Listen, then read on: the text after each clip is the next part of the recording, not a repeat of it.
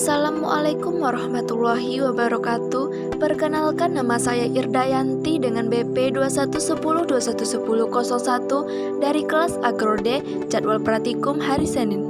Baiklah, di sini saya akan menjelaskan mengenai pembelahan sel mitosis dan meiosis.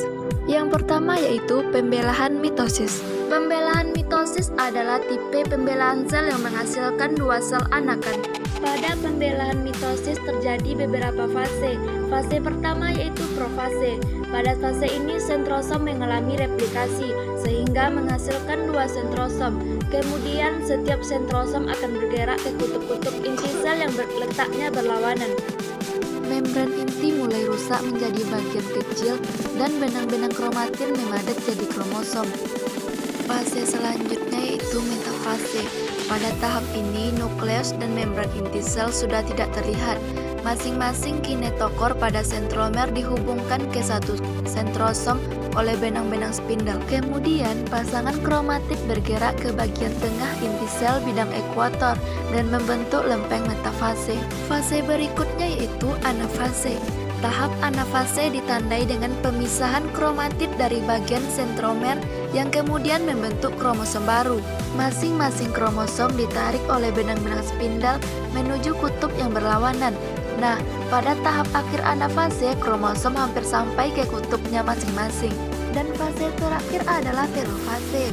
Pada tahap telofase, kromosom telah sampai di kutubnya masing-masing. Benang-benang spindle mulai menghilang dan membran inti sel juga mulai terbentuk di antara dua kelompok kromosom yang terpisah.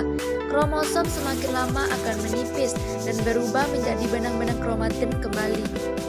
Dan selanjutnya adalah pembelahan meiosis. Pada pembelahan meiosis terbagi menjadi dua. Yang pertama ada meiosis 1 dan meiosis 2. Meiosis pertama yaitu profase 1. Fase yang pertama disebut dengan leptoten. Pada fase leptoten, kromatin berubah menjadi kromosom. Kromosom tersebut terdiri dari dua kromatin. Fase selanjutnya yaitu fase zigoten. Pada fase zigoten, kromosom tersebut kemudian saling berpasangan dengan homolognya. Homolog tersebut disebut sinapsis. Fase selanjutnya disebut dengan pakiten. Di fase pakiten ada duplikasi kromosom. Fase pakiten juga membentuk kromosom tetrat. Dan selanjutnya fase diploten. Fase diploten ini terjadi pindah silang pada plasma. Setelah proses pindah silang ini terjadi, fase selanjutnya itu fase diakinesis. Pada fase diakinesis ini membran inti menghilang. Selanjutnya itu metafase 1.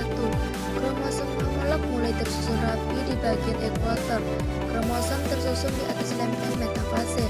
Selain itu, serat spindle menempel pada dua sentromer masing-masing kromosom homolog. Selanjutnya yaitu anafase 1.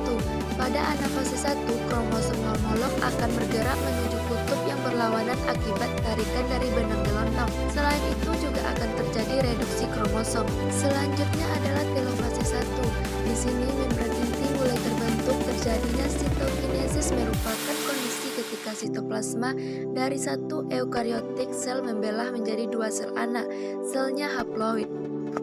Selanjutnya yaitu meiosis 2. Yang pertama terjadi pada profase 2. Sentrosom membelah menjadi dua sentriol yang akan bergerak ke kutub sel yang berlawanan. Kemudian kromosom akan mulai memendek dan menebal serta membran inti sel mulai menghilang. Akan tetapi pada tahap ini pula mulai terbentuk benang-benang spindle. Benang-benang spindle ini adalah bagian kromosom yang berfungsi menggerakkan kromosom pada saat sel mulai membelah. Selanjutnya yaitu metafase 2. Kromosom mulai tersusun rapi pada bidang ekuator. Mulai tersusun benang spindle yang salah satu ujungnya melekat pada sentromer dan ujung lainnya melekat pada kutub pembelahan yang arahnya berlawanan. Selanjutnya yaitu anafase 2. Pada fase ini terjadi pemisahan kromatit dengan cara ditarik menuju kutub yang berlawanan. Kemudian kromatit yang sudah dipisah ini resmi disebut sebagai kromosom. Dan yang terakhir yaitu telofase 2. Benang-benang spindle menghilang dan membran inti mulai terlihat dan terjadi sitokinesis atau pembelahan sitoplasma. Dan hasilnya itu menghasilkan 4 sel anak. Demikianlah yang dapat saya sampaikan. Mohon maaf atas segala kekurangan.